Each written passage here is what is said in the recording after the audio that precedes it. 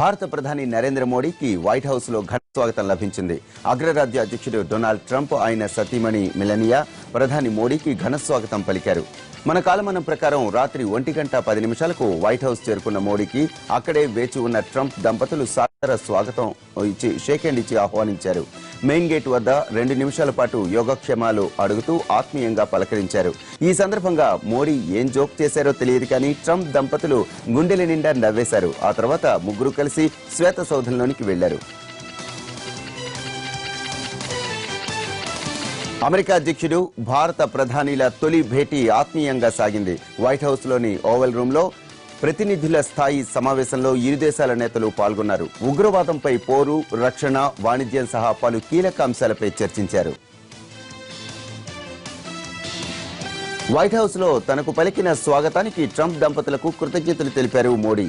ఈ గౌరవం తమకు మాత్రమే దక్కింది కాదని 125 కోట్ల భారతీయులదని అన్నారు.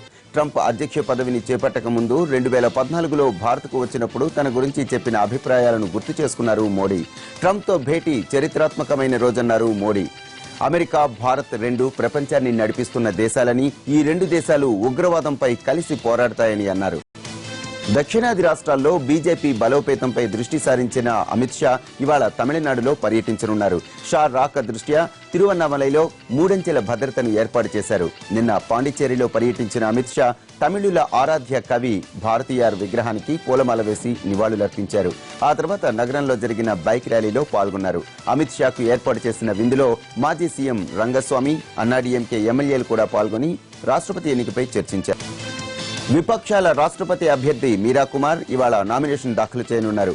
లోక్సభ సెక్రటరీ కార్యాలయంలో జరుగుతున్న ఈ కార్యక్రమంలో తెలంగాణ కాంగ్రెస్ నేతలు ఉత్తమ్ కుమార్ రెడ్డి, జానారెడ్డి, షబీర్ అలీలతో పాటు ఎంపీలు, ఎమ్మెల్యేలు పాల్గొంటారు. ఆ తర్వాత కాంగ్రెస్ నేతృత్వంలోని తెలంగాణ అఖిలపక్ష నేతలు కేంద్ర హోంమంత్రి రాజ్నాథ్ సింగ్ ను కలవనున్నారు. మియాపూర్ భూ కుంభకోణంపై సిబిఐ దర్యాప్తు చేయించాలని డిమాండ్ చేయనున్నారు. విపక్షాల రాష్ట్రపతి అభ్యర్థి మీరా కుమార్ పై కేంద్ర విదేశాంగ మంత్రి సుష్మా స్వరాజ్ ప్రయోగించిన వీడియో అస్త్రం రాజకీయ వర్గాల్లో సంచలనం రేపుతోంది. 2013లో లోక్సభలో తాను ప్రసంగిస్తుండగా థ్యాంక్ యూ, ఆల్ రైట్, ఇక చాలు అంటూ 6 నిమిషాలు 60 సార్లు మీరా కుమార్ అడ్డుకున్నారంటూ ట్విట్టర్లో వీడియోను పోస్ట్ చేశారు సుష్మా స్వరాజ్. దేశానికి సంబంధించి అత్యంత ప్రాధాన్యత ఉన్న అంశంపై తాను మాట్లాడుతుంటే పదే పదే జోక్యం చేసుకుంటూ ఒత్తిడి చేశారని ఆరోపించారు. ఈ పోస్టుపై కాంగ్రెస్ నేతలు మండిపడుతున్నారు. జీఎస్టీలో పన్ను భారం తగ్గించాలని డిమాండ్ చేస్తూ తెలుగు రాష్ట్రాల్లో వస్త్ర వ్యాపారులు ఇవాళ నుంచి బంద్ పాటించనున్నారు. 4 రోజుల బంద్లో భాగంగా ఇవాళ, రేపు, ఎల్లుండి షాపులను మూసేస్తారు. 30వ తేదీన తమ దుకాణాల ఎదుట వ్యాపారులు నల్ల బ్యాడ్జీలు ధరించి నిరసన తెలపనున్నారు. జూలై 1 నుంచి జీఎస్టీని అమల్లోనికి తీసుకొస్తున్న కేంద్రం రెడీమేడ్ వస్త్రాలపై 12% పన్ను విధించనుంది. నూలు, మిల్లు వస్త్రాలపై 5%, చేనేత వస్త్రాలపై 18% ట్యాక్స్ వేయనుంది. దీనిని తీవ్రంగా నిరసిస్తూ బంద్కు పిలుపునిచ్చింది టెక్స్టైల్ జీఎస్టీ సంఘర్షణ సమితి. బంగాళాఖాతంలో అల్పపీడనం బలహీనపడింది, కానీ ఉపరితల ఆవర్తనం మాత్రం కొనసాగుతోంది. మరోవైపు నైరుతి రుతుపవనాలు కూడా చురుగ్గా కదులుతున్నాయి. దీంతో తెలుగు రాష్ట్రాల్లో ఇవాళ, రేపు విస్తారంగా వర్షాలు కురుస్తాయని ప్రకటించింది వాతావరణ శాఖ. తీరం వెంబడి 50 కిలోమీటర్ల వేగంతో గాలులు వీస్తాయని తెలిపారు అధికారులు. అటు ఉత్తరాంధ్రతో ఇటు హైదరాబాద్లో కూడా వర్షాలు కురుస్తాయి. హైదరాబాద్లో టీడీపీ నేతలతో సమావేశమైన చంద్రబాబు తెలంగాణలో పార్టీ సంస్థాగత బలోపేతానికి కృషి చేయాలని పిలుపునిచ్చారు. ఇటీవల ప్రజా సమస్యలపై చేసిన పోరాటాలను అభినందిస్తూనే ప్రజల మధ్య నిత్యం ఉంటూ గళం వినిపించాలంటూ దిశానిర్దేశం చేశారు. ప్రధానంగా 40 నియోజకవర్గాల్లో ఆత్మీయ సమ్మేళనం నిర్వహించి ప్రజలకు చేరువ కావాలని దిశానిర్దేశం చేశారు. కమిటీల ఏర్పాటు, అభ్యర్థుల ఎంపిక, భవిష్యత్తు కార్యాచరణకు సంబంధించి రేపు మరోసారి చంద్రబాబుతో అమరావతిలో భేటీ కానున్నారు టీడీపీ నేతలు. మీరా కుమార్ రాష్ట్రపతి అభ్యర్థిత్వాన్ని సీఎం కేసీఆర్ బలపరచాలని డిమాండ్ చేశారు మాజీ మంత్రి గీతారెడ్డి. తెలంగాణ రాష్ట్ర ఏర్పాటులో స్పీకర్ గా మీరా కుమార్ కీలక పాత్ర వహించారన్నారు. ఆర్ఎస్ఎస్ మూలాలున్న రామ్నాథ్ కోవింద్ ను కేసీఆర్ బలపరచడం ఎంతవరకు సబబు అంటూ ప్రశ్నించారు గీతారెడ్డి. ముస్లిం పక్షపాతిగా చెప్పుకుంటున్న కేసీఆర్ ముస్లిం రిజర్వేషన్లను వ్యతిరేకించిన రామ్నాథ్ కోవింద్ ను బలపరచడం ద్వంద్వ ప్రమాణాలకు నిదర్శనమన్నారు. తెలంగాణ స్పీకర్ మధుసూదనాచారిపై ప్రభుత్వ మాజీ chief whip Gandra Venkataramana Reddy fire అయ్యారు. పోస్ట్ మార్టం వ్యాఖ్యలపై తీవ్ర అభ్యంతరం వ్యక్తం చేశారు. స్పీకర్ను తానెప్పుడూ విమర్శించలేదని, ఆ పదవికి ఉండే గౌరవం ఏమిటో తనకు తెలుసునని అన్నారు గండ్ర వెంకటరమణారెడ్డి. గ్రామాల్లోకి వెళ్లి ప్రజా సమస్యలు తెలుసుకుంటూ ప్రభుత్వ హామీలు అమలవుతున్నాయా అని అడుగుతుంటే ఈ విధంగా మాట్లాడటం స్పీకర్ విజ్ఞతకి వదిలేస్తున్నామన్నారు. భూపాలపల్లి నియోజకవర్గ ప్రజలకు తక్షణమే క్షమాపణ చెప్పాలని గండ్ర డిమాండ్ చేశారు. 6 జూలై 26 నుంచి చలో అమరావతి నిరవధిక పాదయాత్ర జరిపి తీరుతానన్నారు కాపు రిజర్వేషన్ ఉద్యమకారుడు ముద్రగడ పద్మనాభం. పాదయాత్ర చేస్తానంటున్న తనను బెదిరిస్తున్నారన్న ముద్రగడ, చట్టం తన పని తాను చేసుకునే పరిస్థితి ఉంటే చంద్రబాబు ఈ పాటికి జైల్లో ఉండేవారన్నారు. కాపు రిజర్వేషన్ అంశాన్ని కోల్డ్ స్టోరేజ్ లో పెట్టారని ఆరోపించారు. ఎన్నికల ముందు తీసి కాపు ఓట్లు కొల్లగొట్టాలని సీఎం చూస్తున్నారంటూ అన్నారు ముద్రగడ. జూలై 26లోగా కాపులకు బీసీ రిజర్వేషన్ అంశాన్ని తేల్చకపోతే పాదయాత్రతో చావోరేవో తేల్చుకుంటామని హెచ్చరించారు. వైరామవరం మండలం చాపరాయి గ్రామంలో విష జ్వరాల బారిన పడి 16 మంది మరణించారు. వైద్యుల నిర్లక్ష్యం, గిరిజనుల మూఢనమ్మకాలు ఇంతమందిని బలి తీసుకున్న ఉదంతం 3 వారాల తర్వాత వెలుగు చూసింది. దీంతో ప్రభుత్వ చర్యలు చేపట్టింది. చాపరాయిలో జ్వరంతో బాధపడుతున్న వారిని మైదాన ప్రాంతాలకు తీసుకొచ్చి చికిత్సనందిస్తున్నారు వైద్యులు. విశాఖ ఏజెన్సీని యాంథ్రాక్స్ వణికిస్తోంది. పర్యాటక కేంద్రం అరకు వ్యాలీలోని కోడిపుంజు వలస గ్రామానికి చెందిన 5గురిలో కుటానియస్ అంథ్రాక్స్ వ్యాధి లక్షణాలు కనిపించాయి. 20 రోజుల క్రితం అనారోగ్యంతో మరణించిన మేక మాంసం తిన్నవారిలో ఈ లక్షణాలు కనిపించాయి. రోగులకు విశాఖ కేజీహెచ్లో చికిత్స జరుగుతోంది. వారికి ఎలాంటి ప్రాణహాని లేదని డాక్టర్లు చెబుతున్నారు. కానీ వ్యాధి నిర్ధారణ కోసం గ్వాలియర్లోని వైరాలజీ ల్యాబ్కు రక్త నమూనాలు పంపించారు. మరోవైపు మలేరియా, టైఫాయిడ్ జ్వరాలు కూడా మన్యం వాసుల్ని పీడిస్తున్నాయి. ఏజెన్సీలో సంభవిస్తున్న అనారోగ్య మరణాలని ప్రభుత్వ హత్యలుగానే భావిస్తున్నామన్నారు మాజీ మంత్రి పసుపులేటి బాలరాజు. కేజీహెచ్లో చికిత్స పొందుతున్న యాంథ్రాక్స్ బాధితులను పరామర్శించిన బాలరాజు రంపచోడవరంలో గిరిజనుల ప్రాణాలు కోల్పోయినా ప్రభుత్వంలో కదలిక లేదని ఆరోపించారు. జిల్లా ఉన్నతాధికారులు కానీ సంబంధిత మంత్రి కానీ ఇప్పటివరకు కనీసం బాధిత గ్రామం వైపు కన్నెత్తి కూడా చూడకపోవటం బాధాకరమన్నారు.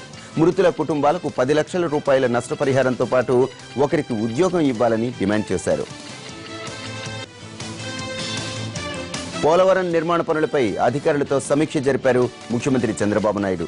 అమరావతిలోని తన ఇంటి నుంచి వర్చువల్ ఇన్స్పెక్షన్ నిర్వహించారు.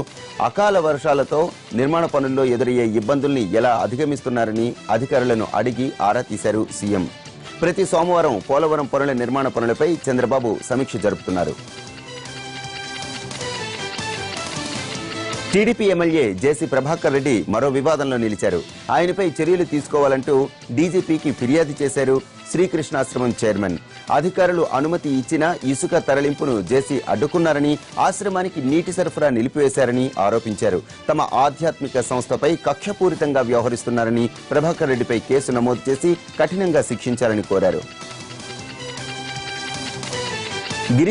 గిరిజనేతరుల ఘర్షణలో పోలీసులు నిర్లక్ష్య ప్రవర్తనను నిరసిస్తూ అధికార పార్టీ ఎమ్మెల్యే ఆందోళనకు దిగారు.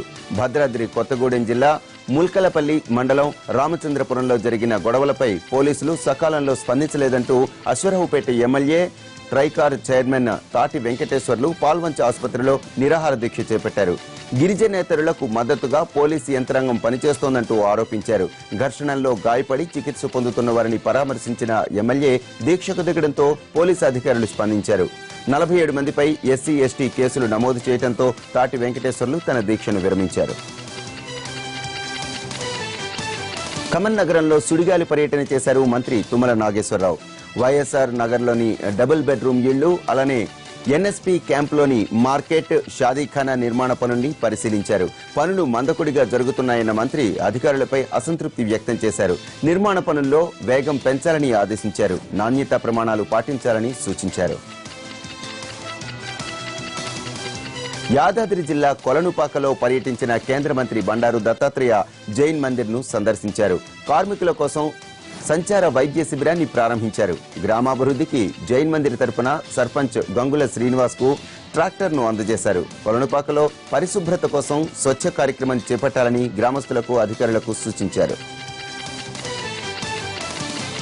కరీంనగర్ జిల్లా డెవలప్మెంట్ ఫోరం ఆధ్వర్యంలో జెడ్పీ హాల్లో ఉపాధ్యాయుల ఏకీకృత సర్వీసు రూల్స్ పై నిర్వహించిన చర్చాగోష్ఠిలో ఆర్థిక మంత్రి ఈటెల రాజేందర్ పాల్గొన్నారు. దశాబ్దాలుగా పెండింగ్ లో ఉన్న ఉపాధ్యాయుల ఏకీకృత సర్వీసులను సాధించుకోవడంపై ఆనందం వ్యక్తం చేసిన మంత్రి విద్య, విజ్ఞానం తెలంగాణ విద్యార్థులకు అందించాలన్న లక్ష్యంతో సీఎం పనిచేస్తున్నారన్నారు. ప్రభుత్వ పాఠశాలల్లో విద్యార్థుల సంఖ్య పెంచేందుకు మరింత ప్రణాళికతో, నిబద్ధతతో ఉపాధ్యాయులు పనిచేయాలని పిలుపునిచ్చారు. తెలంగాణ రాష్ట్రంలో థియేటర్ యాజమాన్యాలకు సినిమా టిక్కెట్ల ధరలను పెంచుకునేందుకు అనుమతినిచ్చింది ప్రభుత్వం.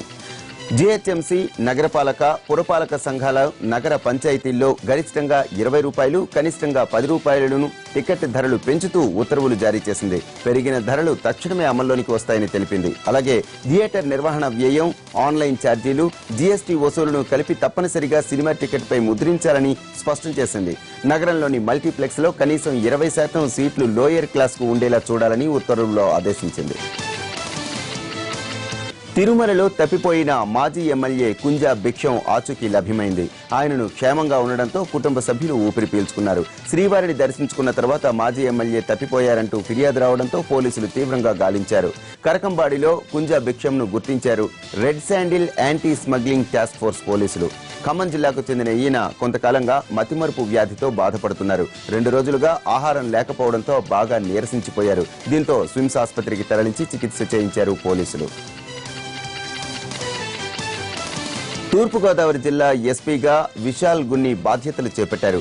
కాకినాడలోని ఎస్పీ ఆఫీసులో ఆయన ఛార్జీ తీసుకున్నారు. ఈ సందర్భంగా పోలీసు అధికారులు స్వాగతం పలికి అభినందనలు తెలిపారు. ప్రజలకు ఎల్లప్పుడూ అందుబాటులో ఉంటానన్న ఎస్పీ విశాల్ గున్ని సమస్యలుంటే తన ఫోన్ నెంబర్కు కాల్ చేయవచ్చన్నారు. ఏజెన్సీలో గంజాయి రవాణాను అడ్డుకోవడానికి కఠిన చర్యలు చేపడతామన్నారు. పశ్చిమ గోదావరి జిల్లా ఎస్పీగా బాధ్యతలు చేపట్టారు రవిప్రకాష్. జిల్లా కేంద్రం ఏలూరులో ఛార్జీ తీసుకున్న ఆయనకు పోలీసు అధికారులు స్వాగతం పలికి అభినందనలు తెలిపారు. ప్రజలెవరైనా సమస్యలతో పోలీస్ స్టేషన్ కు వస్తే సత్వరమే న్యాయం జరిగేలా చూస్తానని హామీ ఇచ్చారు ఎస్పీ రవిప్రకాష్. తూర్పుగోదావరి జిల్లాలో 3 ఏళ్ల పాటు ఎస్పీగా పనిచేసిన అనుభవంతో పశ్చిమ గోదావరి జిల్లా శాంతి భద్రతలను కాపాడతానన్నారు. జిల్లాలో మావోయిస్టు కదలికలపై నిఘా ఏర్పాటు చేస్తామన్నారు ఎస్పీ రవిప్రకాష్. ప్రశ్నించేవాడే చరిత్ర సృష్టిస్తారన్నారు కేంద్ర సమాచార హక్కు కమిషనర్ మాడభూషి శ్రీధర్. సమాచార హక్కు వికాస సమితి ఆధ్వర్యంలో బషీర్బాగ్ ప్రెస్ క్లబ్ లో నిర్వహించిన అవగాహన సదస్సులో ఆయన ముఖ్య అతిథిగా పాల్గొన్నారు. నియంతృత్వ పాలనను నిలదీసిన వాడే దేశాన్ని రక్షిస్తాడని, అందుకే ప్రశ్నించే తత్వాన్ని పెంపొందించుకోవాలని పిలుపునిచ్చారు. అప్పుడే ప్రజాస్వామ్యంలో ప్రతి ఒక్కరికి న్యాయం జరుగుతుందన్నారు మాడభూషి శ్రీధర్. 120 కోట్ల మంది ప్రజల్లో కేవలం 1 కోటి మంది మాత్రమే సమాచార హక్కు చట్టాన్ని వినియోగించుకోవటం బాధాకరమన్నారు. సమాచార హక్కు చట్టంపై ప్రతి ఒక్కరూ అవగాహన పెంచుకొని వినియోగించుకోవాలని అన్నారు. తిరుపతిలో సెక్యూరిటీ దాడిలో తీవ్రంగా గాయపడి మరణించిన భక్తుడు పద్మనాభయ్య కుటుంబానికి 2 లక్షల రూపాయల నష్టపరిహారం ప్రకటించింది టీటీడీ. పద్మనాభయ్య కుటుంబానికి న్యాయం చేయాలంటూ వామపక్షాలు, రాయలసీమ పోరాట సమితి నేతలు చర్చలు జరపడంతో 2 లక్షల పరిహారం చెల్లిస్తామన్నారు టీటీడీ జేఈఓ శ్రీనివాసరాజు. దహన సంస్కారాల కోసం మరో 10,000 రూపాయలు అందిస్తామన్నారు. భక్తుడి మృతి పట్ల సంతాపం తెలిపిన టీటీడీ జేఈఓ భవిష్యత్తులో ఇలాంటి ఘటనలు పునరావృతం కాకుండా చర్యలు తీసుకుంటామన్నారు.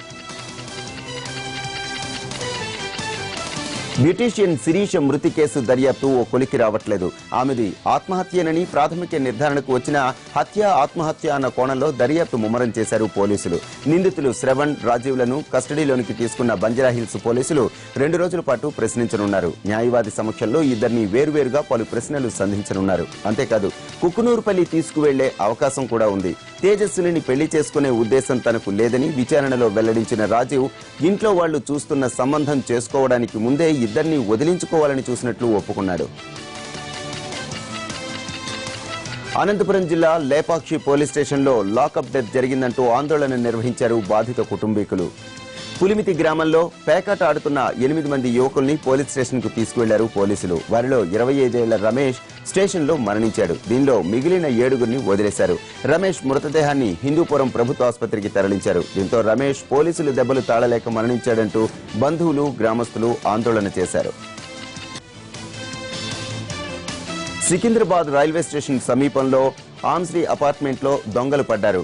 సంపన్న వర్గాలుండే కాలనీలో సీసీ కెమెరాలు, ఫుల్ సెక్యూరిటీ, దానికి తోడు సమీపంలోని పోలీస్ స్టేషన్ అన్నీ ఉన్నా సరే దొంగలు తమ చేతికి పని చెప్పారు. విహారయాత్రకు వెళ్లిన ఓ డాక్టర్ ఫ్లాట్ కిటికీ గ్రిల్ తొలగించి లోనికి చొరబడ్డారు. అలానే బంగారు ఆభరణాలతో ఉడాయించారు. టూర్ నుంచి వచ్చిన డాక్టర్ ఫిర్యాదుతో గోపాలపురం పోలీసులు క్లూస్ సేకరించారు. దొంగల కోసం గాలిస్తున్నారు. పశ్చిమ గోదావరి జిల్లా ద్వారకా తిరుమల మండలం తిరుమలపాలెంలో చిరుతపులి మృతి కలకలం రేపింది. ఇటీవల కొన్ని రోజులుగా చిరుతపులి సంచారంపై స్థానికులు భయాందోళనలు వ్యక్తం చేశారు. 2 రోజుల క్రితం లేగదూడని చంపి తినేయడంతో క్రూర జంతువు తిరుగుతోందంటూ ఆందోళన చెందారు. అయితే పంట చేలో చల్లిన గుళికలు తిని చిరుత మృతి చెంది ఉంటుందని అనుమానిస్తున్నారు అధికారులు. ద్వారకా తిరుమల మండలంలో అడవుల నరికివేతతో పలు గ్రామాల్లో వన్యమృగాలు సంచరిస్తున్నాయి. అటవీ అధికారులు ఇప్పటికన్నా పట్టించుకోవాలని స్థానికులు డిమాండ్ చేస్తున్నారు. Back to news. తాము అధికారంలోకి రాగానే జయలలిత మృతిపై ఎంక్వైరీ కమిషన్ వేస్తామన్నారు డీఎంకే అధినేత స్టాలిన్. వేలూరు జిల్లా రాణిపేటలో జరిగిన పార్టీ సమావేశంలో ఆయన పాల్గొన్నారు. జిల్లా రాజకీయాలపై కార్యకర్తలతో సంప్రదింపులు జరిపిన స్టాలిన్ పళనిస్వామి ప్రభుత్వంపై మండిపడ్డారు. తమిళనాడులో బినామీ ప్రభుత్వం నడుస్తోందంటూ పళనిస్వామి సర్కారుపై సెటైర్లు వేశారు. ఎక్కి కూర్చుంటే వాయువేగంతో దూసుకుపోతుంది, క్షణాల్లో గమ్యస్థానాన్ని చేరుస్తుంది. అలాంటి హై స్పీడ్ బుల్లెట్ ట్రైన్ ను ప్రారంభించింది డ్రాగన్ కంట్రీ. గంటకు 400 కిలోమీటర్ల స్పీడ్తో వెళ్లే ఆ రైలు విశేషాలేంటో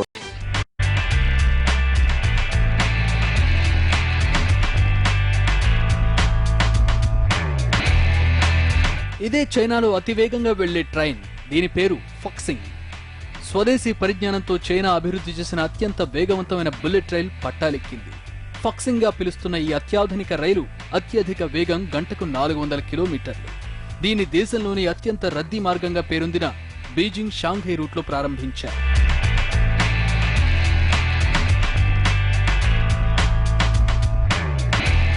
CR400AF రకానికి చెందిన ఈ రైలు కేవలం 5 గంటల 45 నిమిషాల్లో బీజింగ్ దక్షిణ రైల్వే స్టేషన్ నుంచి షాంఘై చేరుకుంది. బీజింగ్ షాంఘై మధ్యలో 10 స్టేషన్లలో ఈ రైలు ఆగింది. అత్యవసర ప్రమాదకర పరిస్థితుల్లో వేగం తగ్గించుకునేందుకు వీలుగా ఫాక్సింగ్ లో అత్యాధునిక పర్యవేక్షణ వ్యవస్థ ఉంది. రిమోట్ డేటా ట్రాన్స్మిషన్ వ్యవస్థ, కంట్రోల్ కేంద్రం ద్వారా ఎప్పటికప్పుడు ఈ రైలును నియంత్రించవచ్చు.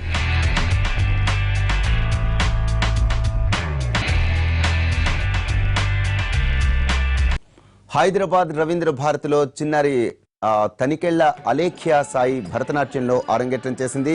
కళాక్షేత్రం ఆధ్వర్యంలో ఈ నృత్య ప్రదర్శన జరిగింది. అమెరికాలో నివాసం ఉంటున్న చిన్నారి అలేఖ్యా అమ్మ పద్మ దగ్గరే భరతనాట్యంలో శిక్షణ పొందింది. వివిధ పాటలకు నృత్యం చేసి చూపరులను అబ్బురపరిచింది.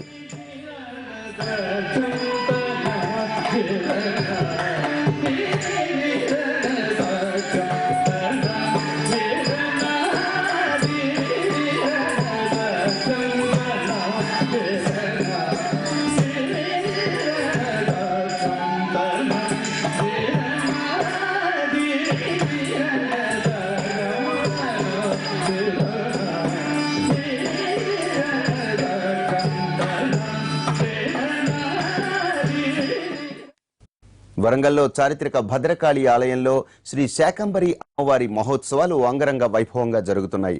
బ్రహ్మశ్రీ పురాణం మహేశ్వర శర్మ ఆధ్వర్యంలో ఉత్సవాలు కన్నుల పండుగగా సాగుతున్నాయి.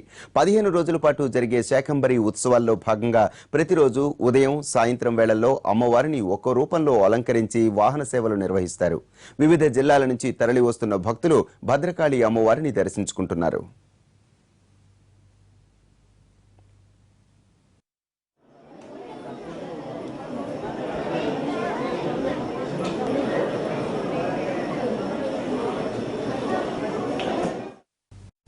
ఢిల్లీలో మహంకాళి అమ్మవారి బోనాల ఉత్సవాలు ఘనంగా జరిగాయి. శ్రీ సింహవాహిని మహంకాళి ఉత్సవ కమిటీ ఆధ్వర్యంలో తెలంగాణ సంస్కృతి సంప్రదాయాలను దేశానికి చాటి చెప్పేలా బోనాల సంబురాలను నిర్వహించారు. ఇండియా గేట్ నుంచి తెలంగాణ భవన్ వరకు అమ్మవారి ఘటాన్ని ఊరేగించారు. డప్పుదరువు మధ్య పోతురాజు విన్యాసాలు అలరించాయి. ఈ ఊరేగింపులో పెద్ద సంఖ్యలో ప్రజలు పాల్గొన్నారు. అమ్మవారి ఘటాన్ని తెలంగాణ భవన్లో ప్రతిష్ఠించారు.